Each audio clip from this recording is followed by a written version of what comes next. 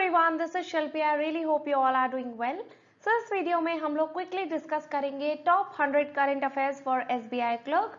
सो SBI clerk mains का exam which is just around the corner, उसके लिए I have selected 100 questions जो कि करंट अफेयर्स के हैं. सो हम वो सब डिस्कस करेंगे. This is part 1. पार्ट 2 भी जल्दी ही आ जाएगा आप लोगों के लिए. सो या without any further ado let's get started. So the first current affair is from a military exercise that was conducted in the recent months only. The Dash edition of India-Uzbekistan joint military exercise Dastlik was held in Uttarakhand. So अभी India और Uzbekistan के बीच में जो joint military exercise थी वो हुई थी जिसका नाम था दस्तलिक. अब ये हुई थी उत्तराखंड में और ये कौन सा एडिशन था? So it was the second edition. मैंने एक मिलिट्री एक्सरसाइजेस के ऊपर वीडियो करा है, तो you can also refer to this that video. उसका जो लिंक है मैं या तो नीचे डिस्क्रिप्शन बॉक्स में दे दूंगी या फिर आप जो प्लेलिस्ट है उसमें जाके चेक कर सकते हो. उसमें सारी ही जितनी भी मिलिट्री एक्सरसाइज है उनको मैंने एक जगह पे कंपाइल कर दिया है. ओके, आगे देखते हैं. Who is awarded with the Biju Patnaik sports award for outstanding performance in the sports. So Biju Patnaik जैसे कि नाम से अगर आपको पता चले तो जो नवीन पटनायक अभी फिलहाल में उड़ीसा के मुख्यमंत्री हैं, तो ये उन्हीं के फादर थे. ओके, सो काफी एक रिवर्ड फिगर है ये उड़ीसा में और इनके नाम से स्पोर्ट्स अवार्ड दिए जाते हैं for outstanding performance in sports. So अब ये पूछा है कि इस साल किसे दिया गया था, तो ये दिया गया था अमित रोहिदास को. कैटेगरी याद रखना क्योंकि काफी सारे अवार्ड्स दिए हैं, नेक्स्ट स्लाइड में मैं आपको बताऊंगी. अमित रोहिदास को ये दिया है और ये हॉकी के प्लेयर हैं. अभी जिस टीम ने हमारी ओलंपिक्स में ब्रॉन्ज मेडल जीता था उसके भी एक पार्ट थे. ओके, आगे देखते हैं. So as you can see here, Biju Patnaik sports award for outstanding performance in sports. Sports के लिए ये दिया गया अमित रोहिदास को. वहीं पे यदि बात करें कि लाइफ टाइम अचीवमेंट अवार्ड किसे दिया फॉर स्पोर्ट्स एंड गेम्स, तो ये दिया कालू चरण चौधरी को जो कि हॉकी के कोच हैं. उसके अलावा बात करें बीजू पटनायक ब्रेवरी अवार्ड, तो ये एक ASI है पुलिस में, कटक पुलिस का ये एक हिस्सा है. त्रैलोक्यनाथ परेदा उनको दिया गया. और वहीं यदि बात करें कि कोचिंग में ये कैसे दिया, तो देखो ध्यान रखना, लाइफ टाइम अचीवमेंट अवार्ड अलग है और कोचिंग के लिए अलग है. तो कोचिंग का जो अवार्ड है वो शिव प्रसाद दास को दिया जो कि एक बैडमिंटन कोच है फॉर पैरा प्लेयर्स. ओके, फिर नेक्स्ट आता है एक और मिलिट्री एक्सरसाइज का क्वेश्चन है और ये बिल्कुल रिसेंट है. Which Indian naval ships participated in the third bilateral naval exercise समुद्र शक्ति between India and Indonesia in Sunda Strait. तो इंडिया और इंडोनेशिया के बीच में सुंडा स्ट्रेट में जो मिलिट्री एक्सरसाइज हो रही है, नेवल एक्सरसाइज, उसका नाम है समुद्र शक्ति. ठीक है, ये इसका थर्ड एडिशन है. और इसमें हमारे यहाँ से किस किस शिप ने इसमें पार्टिसिपेट करा, तो इसमें करा है INS शिवालिक और INS कदमत ने. सो राइट आंसर हो जाएगा आपका option E, that more than one answer is correct. Okay, फिर नेक्स्ट है which state has inaugurated the Sahajeevanam project for differently abled people. So Sahajeevanam नाम का जो प्रोजेक्ट है ये दिव्यांग लोगों के लिए शुरू करा है केरला की सरकार ने. अब मैंने एक वीडियो बनाया था गवर्नमेंट स्कीम्स के ऊपर, तो आप उसको रेफर कर सकते हो. उसमें मैंने जितनी भी इंपॉर्टेंट स्कीम्स हैं पिछले कुछ महीनों की उनको कवर किया है. अगेन वो प्लेलिस्ट में मिल जाएगा, साथ ही साथ मैं आपको डिस्क्रिप्शन बॉक्स में भी उसका लिंक दे दूंगी. आगे देख लेते हैं. फिर यहाँ पर मैंने डायरेक्ट आंसर ही दे दिया है क्वेश्चन के साथ में. President Ramnath Kovind address the commemoration of 100th year of which legislative council. So अगस्त 2021 में जो मद्रास लेजिस्लेटिव काउंसिल है, जिसको अभी तमिलनाडु असेंबली बोलते हैं, उसने अपने 100 वर्ष पूरे करे. सो 1919 का जो गवर्नमेंट ऑफ इंडिया एक्ट था उसके तहत इसका ये इस्टेब्लिश करा था. 1921 में इस्टेब्लिश हुई थी, इसीलिए 100 साल इसको कंप्लीट हो गए हैं, मद्रास लेजिस्लेटिव काउंसिल. और इसका जो एड्रेस किया था 100वें वर्षगांठ पे इसकी, तो वो किया था हमारे प्रेसिडेंट रामनाथ कोविंद ने. ओके, फिर नेक्स्ट है who received Saraswati Samman 2020 for the book Sanatan written in Marathi language. So Sanatan नाम की बुक के लिए, जो कि एक मराठी लैंग्वेज में लिखी गई बुक है, इसके लिए सरस्वती सम्मान 2020 का दिया गया शरण कुमार लिम्बाले को. ओके, सो जो मेन अवार्ड्स हैं वो भी आप लोगों को ध्यान रखना है. बहुत ही सिंपल से क्वेश्चन कभी कभार अवार्ड्स के ऊपर भी आ जाते हैं. फिर नेक्स्ट देखते हैं. Which state has stood on the second spot in NITI Aayog sustainable development goals index. सो यदि फर्स्ट स्पॉट की बात करें सस्टेनेबल डेवलपमेंट गोल्स में, सो इसमें है केरला टॉप पर और ये काफी सालों से चलता आ रहा है. सो आई थिंक आप लोगों को पता होगा. अब आपसे यहाँ पे जो सेकंड स्पॉट है उसके लिए क्वेश्चन पूछा जा सकता है, तो ये जॉइंटली दिया है तमिलनाडु एंड हिमाचल प्रदेश को. नीति आयोग ये अवार्ड देता है, तो ये भी ध्यान रखना कि सस्टेनेबल डेवलपमेंट गोल्स इंडेक्स जो है ये कौन रिलीज करता है इंडिया में, तो ये करता है नीति आयोग। नेक्स्ट है इस साल का GD Birla award for scientific research किसे दिया गया, और ये 30th बार दिया जा रहा है। तो ये दिया गया एक IIT के प्रोफेसर हैं सुमन चक्रवर्ती उनको। इसके अलावा अभी शांति स्वरूप भटनागर प्राइज का भी अनाउंसमेंट करा है, और ये दिया जाता है साइंस एंड टेक्नोलॉजी के क्षेत्र में। यदि बात करें इंडिया का सबसे बड़ा अवार्ड साइंस एंड टेक्नोलॉजी के क्षेत्र में कौन सा है, तो वो है शांति स्वरूप भटनागर प्राइज, और ये दिया गया इस साल 11 साइंटिस्ट को। ओके, 7 फील्ड्स में ये दिया जाता है। ऑब्वियसली सारे जो फील्ड्स हैं वो साइंस से ही रिलेटेड हैं। ओके, आगे देखते हैं। फिर आता है the first commercial consignment of GI certified Jardalu mangoes of dash state was exported to United Kingdom. So पहली बार GI सर्टिफाइड आम जो है जर्दालू आम आपने सुना होगा, ये हमने एक्सपोर्ट किए यूनाइटेड किंगडम को। अब इसमें हमसे ये पूछा है कि ये आम कहाँ के हैं, कहाँ पे इन्हें GI सर्टिफिकेशन मिला है। सो ये मिला है बिहार में। ओके, बिल्कुल इसे ध्यान रखना। आगे देखते हैं। तो यहाँ पे मैंने क्या किया है, जो भी इंपॉर्टेंट अभी एक्सपोर्ट्स हुए हैं वो सब एक जगह पे आप लोगों के लिए कंपाइल कर दिए हैं, so you can have a look on it. लेटेको ग्रेप्स जो हैं वो हैं आपके गुवाहाटी के। अब कहाँ किए ये इतना इंपॉर्टेंट नहीं है, बट कहाँ के थे ये वो ज्यादा इंपॉर्टेंट है। तो लेटेको ग्रेप्स ये ग्रेप्स की ही एक स्पीशीज है, और ये है कहाँ की, गुवाहाटी की। फिर मिश्री चेरी, सो एक चेरी है जिसका नाम है मिश्री, वो है कश्मीर की। ये दोनों ही दुबई भेजे गए। उसके अलावा भालिया वेराइटी ऑफ व्हीट, ये एक गेहूं की एक वेराइटी है जो कि है गुजरात की, और इसे केन्या और श्रीलंका भेजा गया। ठीक है, भालिया किसकी प्रजाति तो नहीं बोलेंगे, किसका एक वेराइटी है, तो वो है व्हीट का। फिर इसके अलावा आता है राजा मिर्चा। ठीक है, सो ये जो आपकी मिर्च है ये बहुत तेज होती है, बहुत तीखी मिर्च है ये, और ये है नागालैंड की। इसके अलावा आता है बुद्धा राइस, या फिर काला नमक चावल भी इसको बोला जाता है, और ये है यूपी का। यूपी से ये सिंगापुर भेजा गया। ओके, फिर नेक्स्ट है the president of Gita Press and editor of its famous monthly magazine Kalyan who passed away recently, what was his name. So Radheshyam Khemka ji, इनका निधन हुआ है अभी हाल ही में। सो ये गीता प्रेस जो है आपने सुना होगा, उसके प्रेसिडेंट थे। साथ ही साथ इसकी एक मंथली मैगजीन आती है जिसका नाम है कल्याण, उसके भी ये एडिटर थे। तो आप गीता प्रेस याद रखना कि गीता प्रेस के प्रेसिडेंट थे राधेश्याम खेमका, जिनका भी निधन हुआ है। आगे देखते हैं। Former education minister Ramesh Pokhriyal Nishank launched which initiative to help in the implementation of national education policy in the country. So मैंने एक नेशनल एजुकेशन पॉलिसी पे एक वीडियो बनाया है, अभी कल ही उसको पोस्ट किया था। उसमें मैंने जो भी 2021 के रीसेंट अनाउंसमेंट्स हुए हैं, जैसे कि निपुण नाम का एक योजना है वो शुरू हुई है, इसके अलावा निष्ठा 2.0 चलाया जा रहा है, उसके बारे में मैंने बात की है। तो उसमें जो भी इंपॉर्टेंट फुल फॉर्म्स या पॉइंट्स आपको याद रखने हैं, 10-12 मिनट का वो वीडियो है, तो आप वो देख लो तो आपका वो क्लियर हो जाएगा। इसके अलावा एक सार्थक नाम का जो इनिशिएटिव है वो शुरू किया था हमारी एजुकेशन मिनिस्ट्री ने, जिससे क्या हो कि जो नई एजुकेशन पॉलिसी है उसको पूरे देश में इम्प्लीमेंट करने में सहायता मिल सके। सो अभी हमारे जो एजुकेशन मिनिस्टर हैं वो है धर्मेंद्र प्रधान, और पहले थे रमेश पोखरियाल निशंक। ओके, आगे देखते हैं। सार्थक का फुल फॉर्म है students and teachers holistic advancement through quality education. तो स्टूडेंट्स और टीचर्स दोनों का ही जो एडवांसमेंट है उनको आगे बढ़ाया जा सके क्वालिटी एजुकेशन के माध्यम से। ओके, फिर नेक्स्ट देखते हैं। फिर आता है नीति आयोग ने bill and Melinda Gates foundation के साथ में एक पार्टनरशिप करी है, national digital repository on health and nutrition. से एक रिपोजिटरी बनाई गई है हेल्थ और न्यूट्रिशन के लिए, जिसमें हेल्थ और न्यूट्रिशन से रिलेटेड जितनी भी इंपॉर्टेंट इन्फॉर्मेशन है वो हम डिजिटली एक्सेस कर सकते हैं। अब इसका नाम क्या रखा है, सो वो है पोषण ज्ञान, यानी कि पोषण के बारे में यदि आपको ज्ञान प्राप्त करना हो तो आप वो कर सकते हो। नेक्स्ट है who has been chosen as the first Indian and Asian woman for the 2021 Wild Innovator Award। सो 2021 का वाइल्ड इनोवेटर अवार्ड जो है ये दिया गया है कृति के करांत को, और ये कौन है, सो ये है chief conservation scientist and director at centre for wild life studies. So अगर ऐसा क्वेश्चन आ गया कि centre for wild life studies कहाँ पर है, तो ये है बैंगलोर में। ओके, और क्यों इनका नाम हमको याद रखना है, क्योंकि इन्होंने वाइल्ड इनोवेटर अवार्ड जीता है, और इस अवार्ड को जीतने वाली ये पहली इंडियन और पहली एशियन वुमेन बनी है।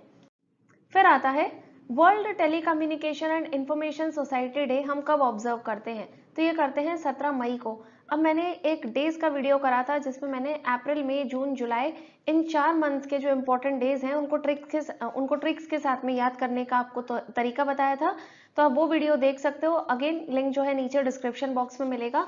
17 मई को इसको ऑब्जर्व किया जाता है, ठीक है। World telecommunication and information society day, पहले ये 2 अलग अलग दिन थे, बाद में इनको कंबाइन कर दिया गया। इस बार का थीम क्या था, accelerating digital transformation in the challenging times. So obviously Covid को ही इन्होंने चैलेंजिंग टाइम बोला है, जो हम पैंडेमिक के दौर से गुजर रहे हैं, और इस टाइम पे हमें जो हमारा डिजिटल ट्रांसफॉर्मेशन है उसके प्रोसेस को और एक्सेलरेट करना है, उसको और बढ़ाना है, तो ये इसका थीम था। देन नेक्स्ट क्वेश्चन है, who has been conferred with the Spain's top princess of Asturias award in the social sciences category. So Spain का एक अवार्ड है प्रिंसेस ऑफ एस्टूरियस अवार्ड, और ये सोशल साइंस के क्षेत्र में दिया जाता है। तो ये दिया गया है अमर्त्य सेन को, जिनको नोबेल प्राइज फॉर इकोनॉमिक्स भी मिला है। साथ ही साथ अभी हाल ही में इनकी एक बुक आई है जिसका नाम है होम इन दी वर्ल्ड, तो ये बुक का नाम भी आप ध्यान रखना, होम इन दी वर्ल्ड।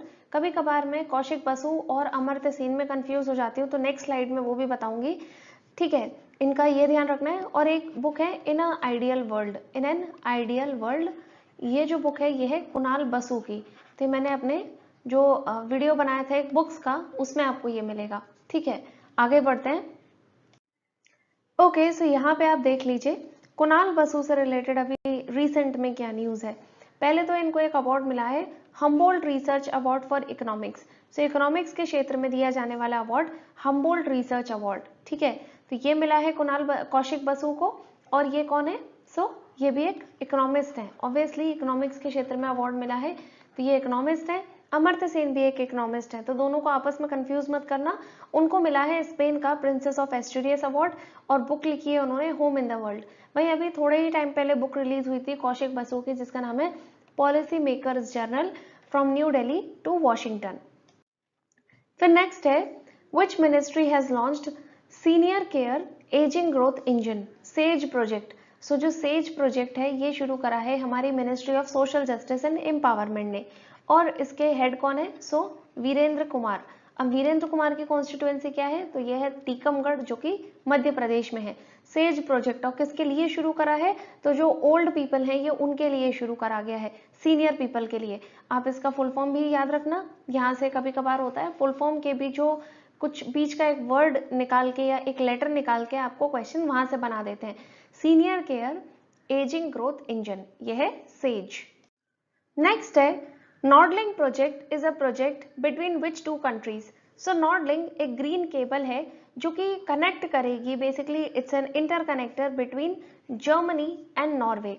सो इससे क्या होगा कि ये आपस में अपनी जो विंड एनर्जी है जर्मनी की और नॉर्वे की हाइड्रो पावर एनर्जी जो है ये एक दूसरे के साथ में एक्सचेंज कर सकेंगे। So it will be a win win situation for both the countries. So ये एक प्रोजेक्ट है between Germany and Norway, okay. अब उसी से ही एक मिलता जुलता एक और करंट अफेयर है, तो वो मैंने यहाँ पे इंक्लूड करा है। नॉर्डलिंक को आप फर्मीना से कंफ्यूज मत करना, ये एक ओपन सबसी केबल है जो कि गूगल ने बनाई है, और ये कहाँ से कहाँ तक कनेक्ट करेगी। So it will start from east coast of United States, तो ये आपका नॉर्थ अमेरिकन कॉन्टिनेंट में हो गया यूएसए, और साउथ अमेरिकन कॉन्टिनेंट के अर्जेंटीना को ये कनेक्ट करेगी। अब अर्जेंटीना तक जब ये जाएगी तो बीच में और कौन से कंट्रीज पड़ेंगे, तो एक है आपका ब्राजील और है उरुग्वे। तो कौन कौन से कंट्रीज को ये क्रॉस करेगी, एक आपका हो गया यूएसए, फिर आपका है ब्राजील, फिर आपका हो गया उरुग्वे, और लास्ट में है अर्जेंटीना। और वहीं यदि हम बात करें नॉर्ड लिंक की, तो ये लिंक करेगा किसको किसको, जर्मनी को और नॉर्वे से, ओके। फिर नेक्स्ट क्वेश्चन है, और ये आपका जो स्पेस एजेंसीज हैं उनसे रिलेटेड है। इसके ऊपर भी एक वीडियो है, तो मेक श्योर कि आप वो वीडियो भी देख लो।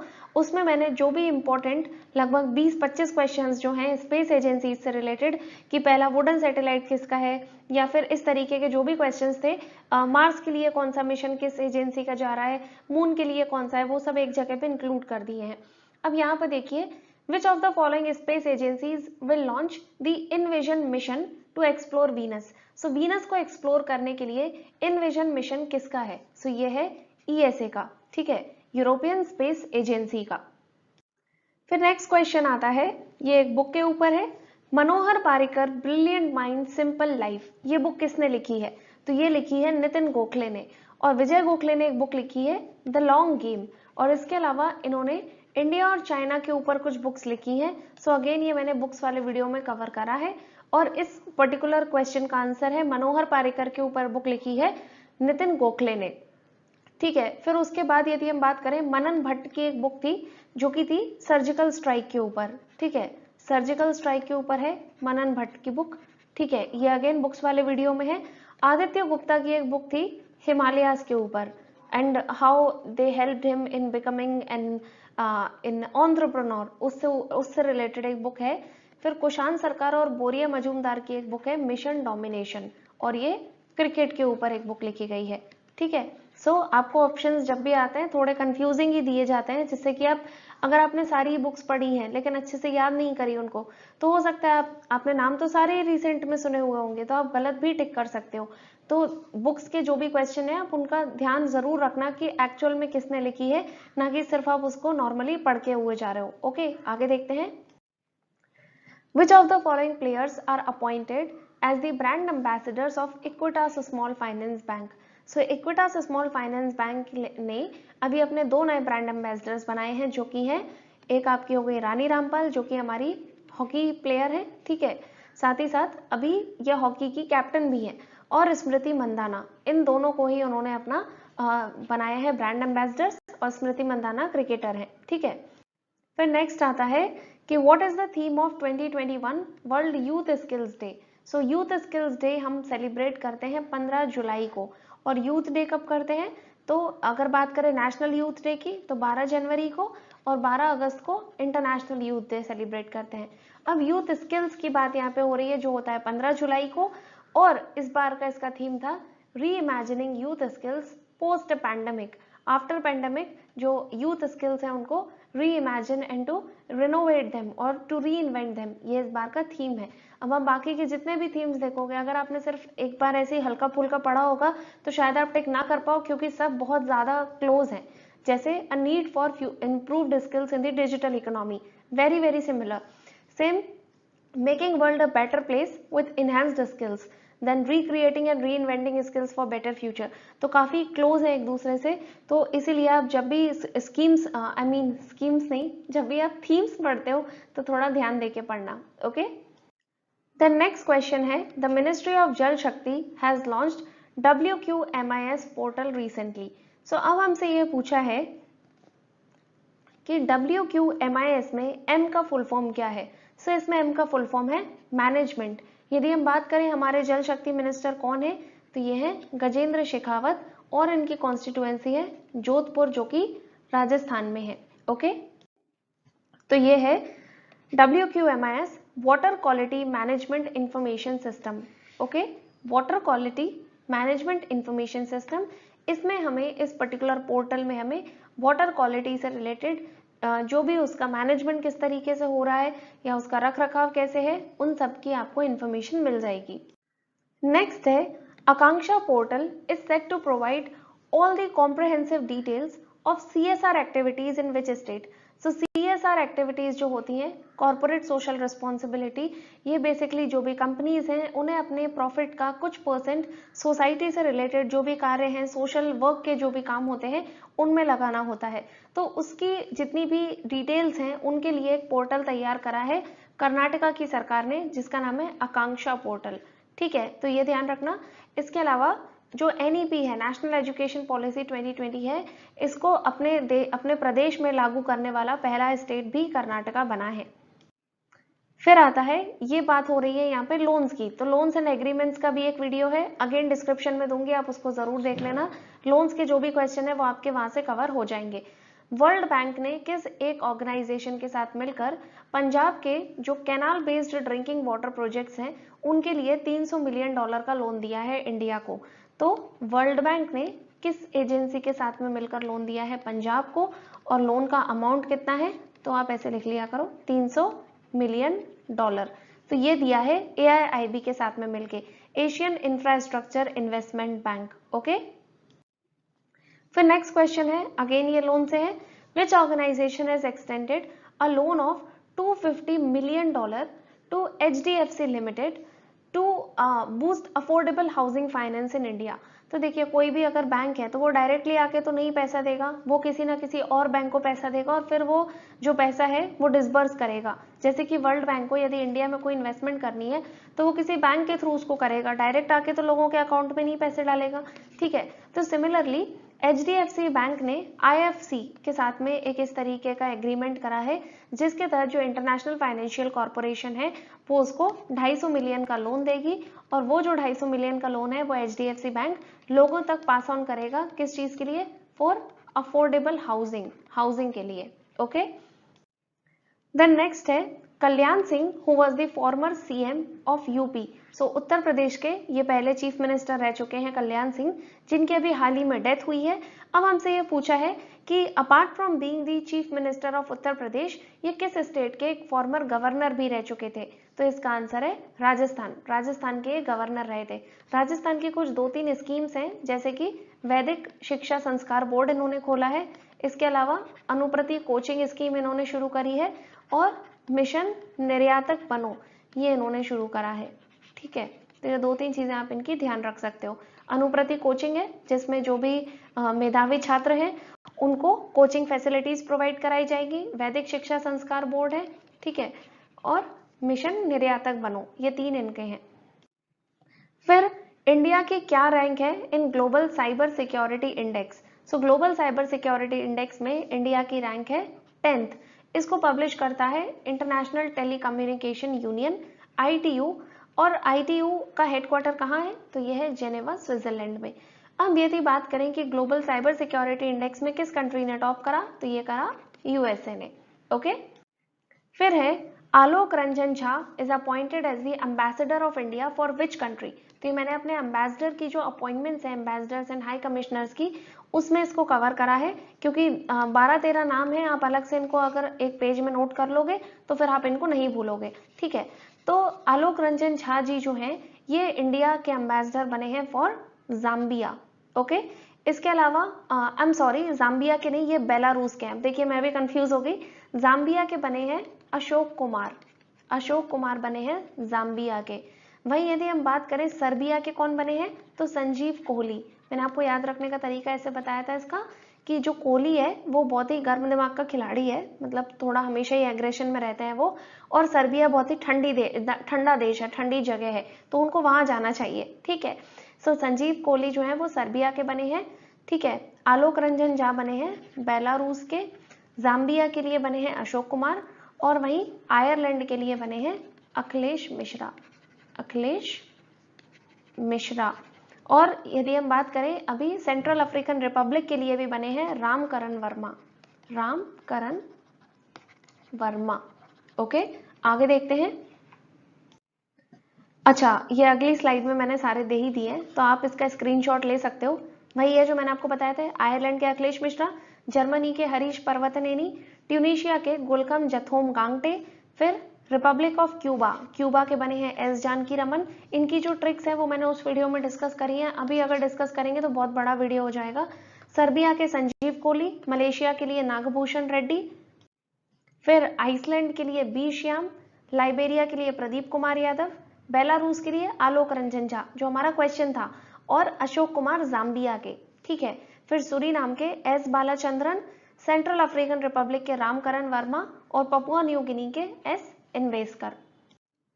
नेक्स्ट है, इंडिया ने एक MOU साइन करा है किस कंट्री के साथ में, for developing cooperation in the areas of environment. So environment के क्षेत्र में हम कोऑपरेट करेंगे भूटान के साथ में।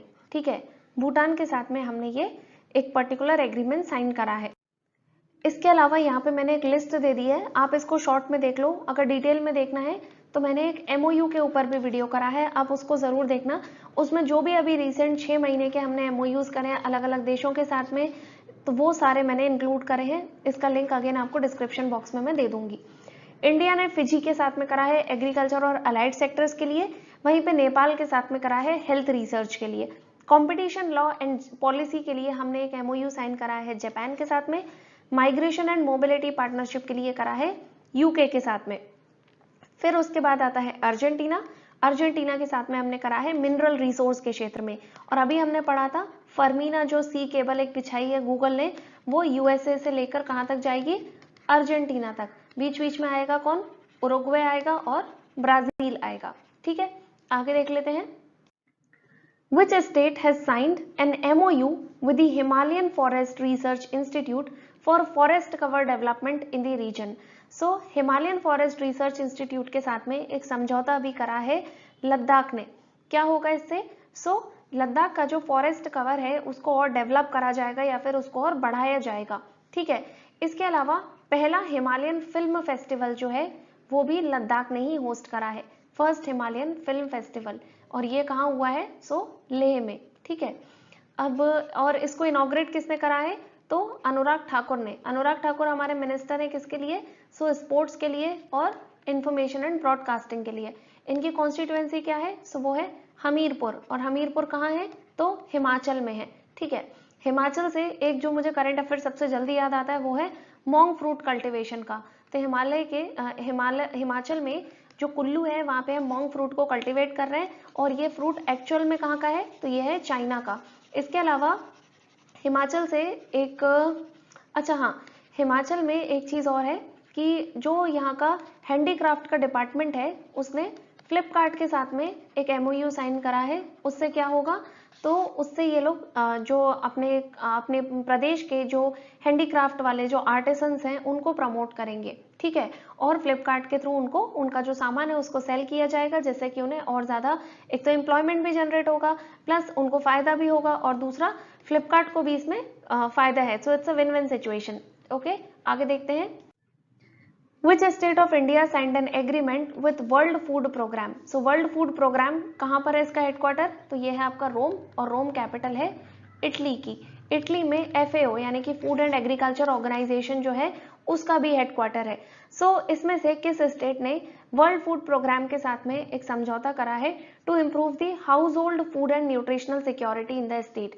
अपनी स्टेट में जो फूड मतलब बेसिकली जो घर घर में जो फूड है उसकी क्वालिटी को इम्प्रूव करना, साथ ही साथ में एक बेसिक न्यूट्रिशनल सिक्योरिटी को अचीव करना, तो इसके लिए करा है उड़ीसा ने एक टाई अप। और अभी हमने पढ़ा था बीजू पटनायक अवार्ड जो है वो भी उड़ीसा में ही दिए जाते हैं। ठीक है, फिर आता है central government constituted a committee under whose chairmanship to develop a technological platform streamlining the appeal filing process related to direct and indirect taxation matters।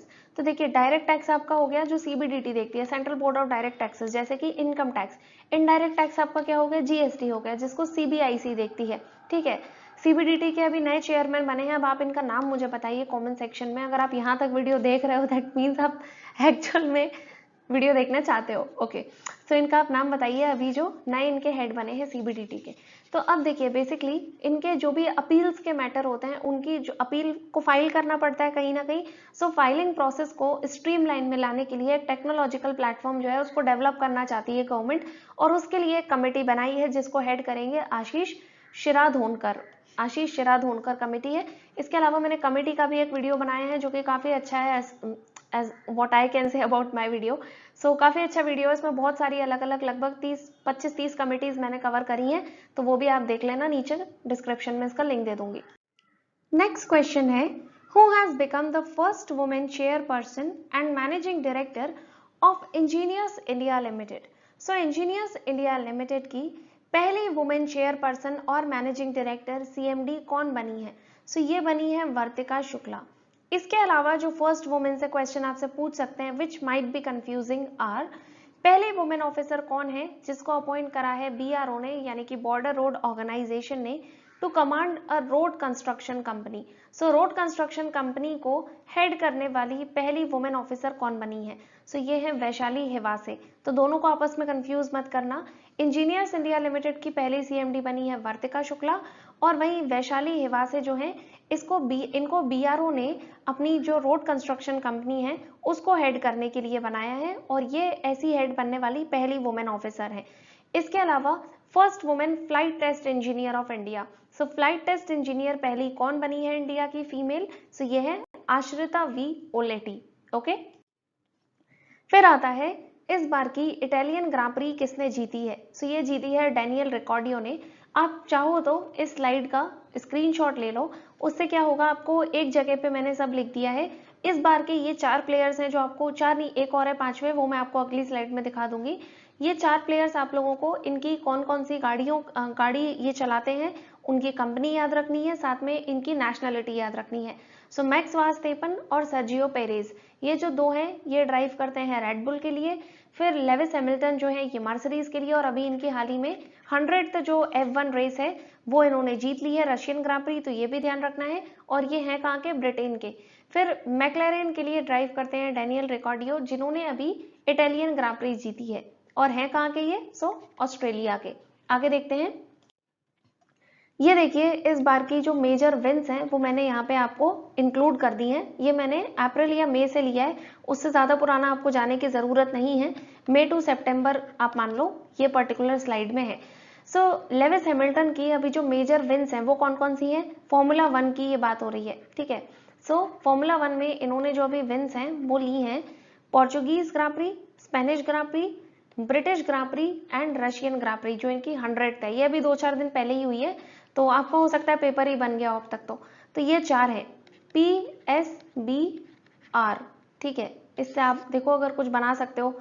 Raspberry मुझे लग रहा है, ठीक है, नहीं उसमें फिर P नहीं आएगा, लेट इट बी। आप देख लो ये चारों हैं। फिर उसके बाद आगे देखें तो मैक्स वास्टेपन की 5 विन्स हैं जो अभी हाल ही में उन्होंने दर्ज करी हैं। Monaco Grand Prix, Dutch Grand Prix, Belgian Grand Prix, Austrian Grand Prix and French Grand Prix. तो ऑस्ट्रेलियन नहीं है, ये ऑस्ट्रियन है, MDBAF ये इनकी है, ठीक है। उसके बाद एस्टेबन ओकोन जो है इन्होंने हंगेरियन ग्रां प्री जीती है, और सर्जियो पेरेज ने अजरबैजान ग्रां प्री जीती है। तो इनकी एक एक ही थी। और पिछली स्लाइड में अभी हमने देखा डैनियल रिकॉर्डियो ने कौन सी जीती है, तो इटालियन ग्रां प्री, ठीक है। ऐसे याद रखोगे आप, चारों पांचों की जो सेम है उनको एक बार साथ में पढ़ लो पांचों की। ऐसे मत करो कि पोर्चुगीज लेविस हैमिल्टन फिर मोनाको मैक्स वास्टेपन, एक एक करके मत पढ़ो। जितनी ज्यादा चीजें एक साथ कंपाइल हो सके उनको आप कंपाइल करके ही पढ़ो, ओके। फिर आता है which ministry is the nodal ministry to implement deep ocean mission. तो सरकार का जो डीप ओशियन मिशन है जिसके लिए 4077 करोड़ रुपए जो है सरकार खर्च करने जा रही है।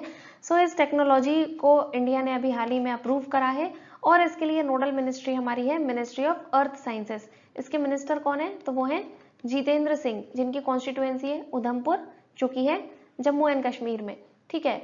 और ये मिनिस्टर ऑफ स्टेट है, इनके पास कैबिनेट मिनिस्ट्री नहीं है, इनको स्टेट चार्ज दिया है, मिनिस्टर ऑफ स्टेट है ये अर्थ साइंसेस के लिए। आरबीआई ने अभी एक कमेटी बनाई है to review the working of asset reconstruction companies under whose chairmanship. So asset reconstruction companies की वर्किंग किस तरीके से चल रही है उसको रिव्यू करने के लिए जो कमेटी बनाई है उसको हेड करेंगे सुदर्शन सेन, ओके। आगे देखते हैं। अब ये मैंने बाकी के जो ऑप्शंस थे उनकी कमिटीज यहाँ पे एक जगह कंपाइल कर दी हैं। Startup India seed fund scheme जो है, जिसके लिए भारत सरकार 945 करोड़ रुपए का कॉर्पस दे चुकी है, तो इसको हेड करेंगे कौन? HK मित्तल। फिर उसके बाद to evaluate the banking applications. So RBI ने अभी एक कमेटी बनाई थी to evaluate the banking applications which have been coming into, इसके लिए हेड बनाया है श्यामला गोपीनाथ को। फिर एक और कमेटी बनाई है IFSCA ने, किसके लिए? इन्वेस्टमेंट फंड्स को रिव्यू करने के लिए, जो कि अध्यक्षता में रहेगी किसकी? नीलेश शाह के। फिर comprehensive review of NCC by ministry of defence. So defence ministry ने अभी हाल ही में 10-12 दिन पहले ही एक कमेटी बनाई है जो कि NCC नेशनल कैडेट कॉर्प्स जो है उनकी वर्किंग को रिव्यू करेगी, किसकी अध्यक्षता में? सो बैजयंत पांडा, ओके। इसके अलावा इसमें धोनी भी रहेंगे, महिंद्रा जो है वो भी रहेंगे। आगे देखते हैं। नेक्स्ट है which IIT institution has developed the world's first plant based smart air purifier smart biofilter.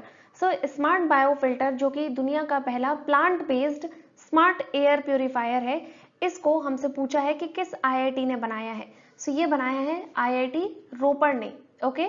IIT का एक वीडियो मैंने बनाया है, सारे जो भी अभी नए इनोवेशंस हो रहे हैं जो कि IITs ने करे हैं वो आपको एक जगह पे उसमें मिल जाएंगे। अगेन डिस्क्रिप्शन बॉक्स को चेक कर लेना, ठीक है। तो क्योंकि IIT से रिलेटेड क्वेश्चंस हम लोग एक्सपेक्ट कर सकते हैं और स्पेशली IIT रोपड़ के आपको काफी सारे मिल जाएंगे अभी रिसेंट के ही। तो एक हो गया आपका स्मार्ट बायो फिल्टर।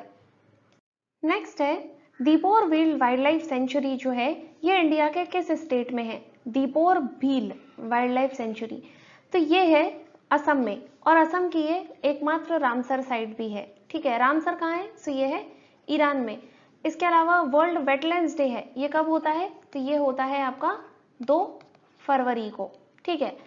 अब यहाँ पर हमसे ये पूछा है कि दीपोर वाइल्ड लाइफ जो सेंचुरी है इसको अभी हाल ही में इको सेंसिटिव जोन के रूप में नोटिफाई कर दिया है, इसी वजह से ये क्वेश्चन पूछा है। ये आपका स्टैटिक का नहीं, कहीं ना कहीं ये करंट अफेयर का ही एक क्वेश्चन है, ओके। नेक्स्ट है one horned rhino has been made as the brand mascot of which of the following companies. So ये मैस्कॉट बनाया गया है इंडियन ऑयल कॉर्पोरेशन का।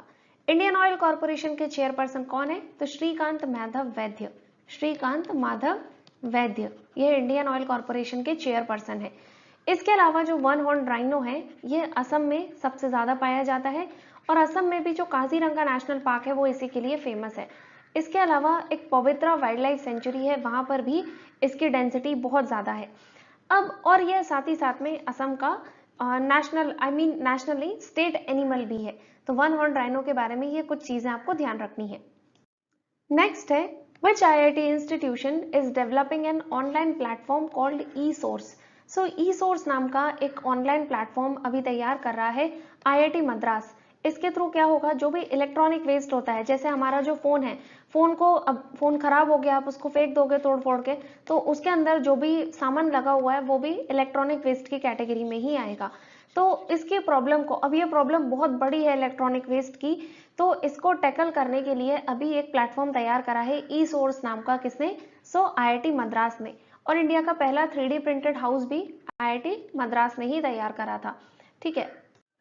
फिर आता है इंडिया का पहला स्टेट कौन सा है जिसने पहला डुगोंग और सी काउ कंजर्वेशन रिजर्व जो है ये अपनी स्टेट में सेटअप करा है। सो डुगोंग एक तरीके से एक सी मैमल होता है, सी काउ यहाँ पर लिखा भी है, आप इसका फोटो भी एक बार गूगल करके जरूर देखना। तो उसको कंजर्व करेंगे तमिलनाडु में, ओके। फिर है union minister of ports shipping and waterways Sarbananda Sonowal. तो पहले ये असम के क्या थे? मुख्यमंत्री थे। अभी है हेमंत विश्व शर्मा, और सर्बानंद सोनोवाल को दिया है एक तो आयुष मंत्रालय और दूसरा पोर्ट शिपिंग एंड वाटरवेज का मंत्रालय।